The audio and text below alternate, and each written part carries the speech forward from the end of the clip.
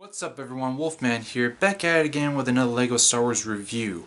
And today I am doing what I am personally considering to be a ship utilized by a Mandalorian, and as what the title of this video will say, this is indeed on the Mandalorian's N-1 Starfighter. Now before I get into the review, just a quick reminder of the upcoming review on my Grand Fleet, which will consist of starships from all factions in the Star Wars universe, including those in between, such as Mandalorian used starships. Now, I'm pretty certain some people would disagree, and you're entitled to those opinions, anyone who would watch this review, but I'm considering this particular starship Mandalorian used. I mean, it's not a traditional like the other two reviews I did on Pre-Vizslas Mandalorian fighter and a standard Mandalorian fighter, but given the fact that it was used by someone who was quote Mandalorian, such as Din Djarin, whose starfighter this is. I mean, he also used the Razor Crest, which isn't really exactly Mandalorian used, but given the fact that he was a child of the Watch, the Mandalorians who do not reveal their faces to anyone because of their religion, basically. Just a little bit of Star Wars lore there.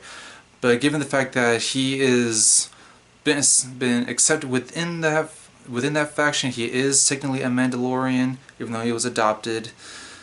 But the fact that he is, and he has utilized these two ships, both the Razor Crest and now this N-1, I'm basically considering this ship to be in Mandalorian use, even though it's a ship that was used by the Naboo Royal Guard on the planet of Naboo. So with that out of the way, and without any further ado, on to the review. And here it is, set number 75325, the Mandalorian's N-1 Starfighter. It was released early this year. It has 412 pieces, comes with 4 minifigs, at least 2 full-scale ones and 2 smaller ones. And those 4 would be a little Grogu here, as always. But that's always been included. I'm pretty certain I'm gonna mispronounce this one's name. Mando, and her little droid BD-72, and of course Mando himself, aka Din Djarin. Now I'm gonna start off as always with the minifigs, and we'll put designs on these guys, especially the BD droid. And as you can see in the photo here, the detailing on the BD droid is actually well done. And of course, Mando's traditional look, his Beskar armor look, it's always been the same, so it's always been consistent with the color schemes and the detailing, especially on the arms, which is awesome. And he does come with a jetpack, and for the first time, I believe, I mean, I've gotten all the other sets from the Mandalorian, he actually does not have a black stud for a head. He does have a full face, which you can see in the photo here as well. And the mechanic, what's her name again? I am so bad at this. Mando, she actually does have 2 faces, as you can see in this photo. And she actually does come with a wrench as for a useful tool, but she also has a utility belt, which you don't see that, I don't think you really see that often. It was, I don't know, the first time they introduced it, I think it was with the Inferno Squad Battle Pack. I think it was the first time, but this one comes in brown, those ones came in black. Of course, Din Djarin, he actually does come with the Darksaber in this set. And of course, once again, I don't bother giving them their weapons because I just don't care. Anywho, I don't think there's really much left to say in this, but I will get into a little bit of the Star Wars lore. I mean, the mechanic here, Mando, who I'm just going to refer to as, she was first introduced, I think, in the first season of The Mandalorian. I don't know why Mando was on Tatooine at the time where she was actually stationaried. I think in Mos Eisley spaceport, I believe, somewhere in Mos Eisley. Correct me if I'm wrong. But she kind of have a bit of a mother figure. She was a bit of a mother figure to Grogu when she first discovered him on the Razor Crest. And I think she made a few other appearances as well, including in the Book of Boba, which this set was actually first introduced. And she was actually the one who actually helped Mando find this starship, or the starfighter, after the Razor Crest was destroyed near the end of the first season of The Mandalorian. I believe it was the first season, correct me if I'm wrong on that as well. But eventually she actually tracked down this old N-1 Starfighter, which was actually post-Imperial use. If no one has seen the Book of Boba, consider this as spoilers. But at this point, who really hasn't? So you have been warned. Anywho, she came across this sucker and she was able to acquire it, although it needed quite a lot of TLCs, but with his help, they were able to set up the Starfighter and make it space-worthy, basically. But I gotta say, I actually like this character a lot. She's rather entertaining to see in the program, and just the character that she is. I mean, I don't think I have anything real negative to say about this character in particular.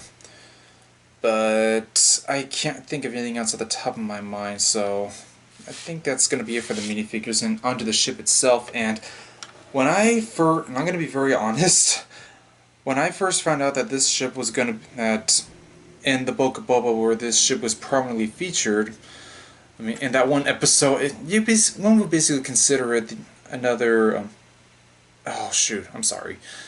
One would say that that was basically the introduction to the third season of The Mandalorian. Even though you do eventually see Boba in it near the end of that episode where this was spotlighted. But at first I didn't know what it was until I was able to make out some of the different shapes of the starship in the series, in that episode, and I was ecstatic because I absolutely love this design. When episode 1 first came out and I saw these starfighters in action, I fell in love. I mean, I love the N-1s. But alas, this is actually the second time I bought one, and there have been several other versions of the N-1. Basically all of them were just Naboo style. They were the traditional gray and yellow, but this one is quite unique. I mean, this definitely does have a bit of a Mando look to it, even though it's kind of scrapped or stripped down a bit like a Rebel Y-wing. But it gives it character, I think, and I absolutely love the design on this. I mean, it's almost steampunk in a way.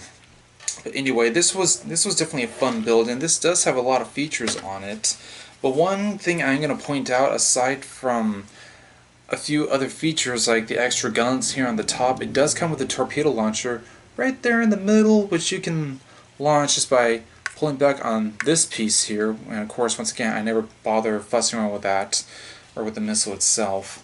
But one interesting thing about it, it actually has a third thruster. A normal Nubian starfighter does not have this kind of thruster in the back, underneath the cockpit, so this gives it an extra push, or an extra kick, I believe.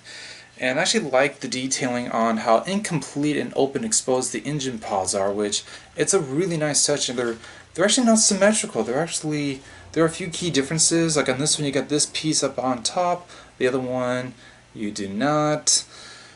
And I really can't see any other different pieces on it, but it's well put together, and I actually love this thing.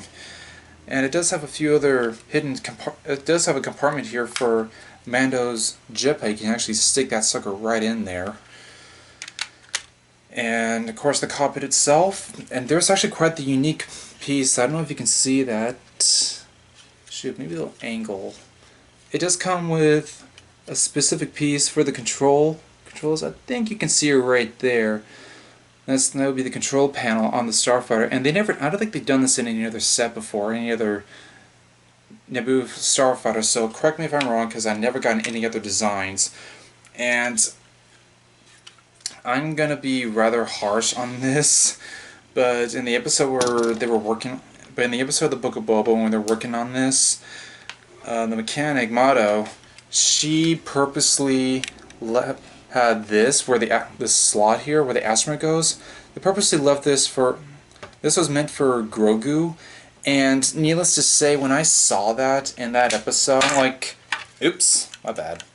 When I saw that, I'm like, okay, it's obvious, Grogu's coming back, and which he did, and that, I do believe, in that same episode, I think. I may be wrong, I can't remember, it's been a while since I last watched both The Mandalorian and the Book of Boba, but it was a dead giveaway. I mean, she could have stuck an astromech in this where one's supposed to go in, but they didn't, because she knows how Mando feels about droids.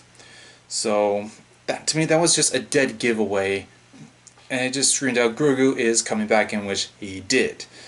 But it's actually a neat feature, and I normally don't do this, but I'm going to go ahead and stick this little guy in here. Because I never really had, and I've had the Starfighter for quite some time, but there. Get out of that. Adorable, isn't it? It's just sitting in there in that big sickened dome. I mean, how cute is that? But anywho, go ahead and pull him out. Now I actually, like I said before, this isn't the first time I actually bought an N-1. I actually got another one, a really old one, like I think back in 2006. That was the only model I had gotten, and there have been several other iterations of the Naboo Starfighter. Never got them, not one extra. So this is actually my second one, and I actually do like it quite a lot. I can't think of any other features that this thing has, but I will say that this sucker is actually much longer than the one from 06, and it's mainly because of how long the tail here is, and I actually like this little incomplete section of the tail, which is a neat touch. So yeah, I actually like that a lot. But one of the features I think they were able to throw in this model compared to the one in 06, which I have, was the thrusters. I'm pretty certain they actually did this in newer versions before they did this one. So I'm definitely positive about that. But I actually like this kind of look on it. And it was actually a fun build, rather fast, but it was still pretty fun. I would almost want to do another replica of this, but this is too unique as it is, especially being utilized by Mando himself. And I can't really think of anything else to I really can't think of anything else to say on this thing. I did do a speed build. If no one's seen that, then I would definitely suggest going back and seeing that or watching that after this review, if no one has seen it. But yeah, it was a fun build and definitely worth getting. I mean, it's still available at this time at local retail, and even worth getting for the minifix as well. I mean, even the nostalgia on this specific Starfighter is good enough to get it, but the bonus would be the figures, especially with Din Djarin given the fact that he actually has his full face, not just a black stud like the other ones. So it's a definite bonus that they've actually done for once. So I can't think of anything else, so I'd say that'd be the review. So that was my review on the Mandalorian's N-1 Starfighter, and if you liked that video, please feel free to leave a like down below and leave a comment. And if anyone disagrees that this Starfighter isn't really used by the Mandalorians, the fact that it's used by someone who is a Mandalorian, I think it's classified enough to me. But if you disagree, go on ahead. I would accept any kind of comments, both good and bad. If you disagree, that's fine. If you agree, that's also fine. But yeah. So this Starfighter will also be featured in my Grand Fleet review, which is coming up later on next month. It'll be the last weekend of November, and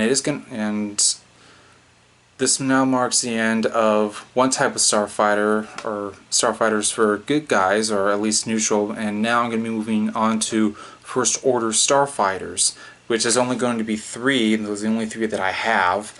And if you actually want to see those ones, then come join the Wolfpack by hitting the red subscribe button down below for more content and for more reviews like this.